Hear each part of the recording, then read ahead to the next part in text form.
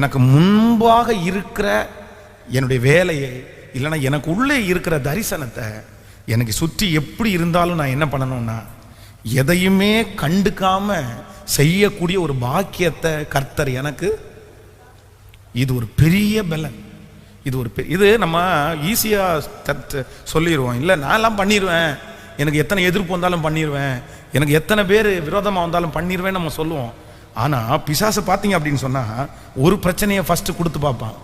நம்ம அதுலேயும் பண்ணிட்டோம்னா அடுத்து ஒரு பிரச்சனை வரும்.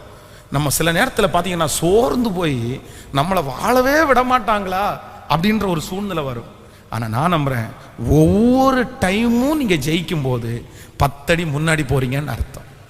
ஹல்லேலூயா. ஆண்டவருடைய பிள்ளைகள் அதை நின்றவே கூடாது. நீங்கள் அப்படி ஒரு தீர்மானத்தை எடுத்து நீங்கள் முன்னேறுங்க.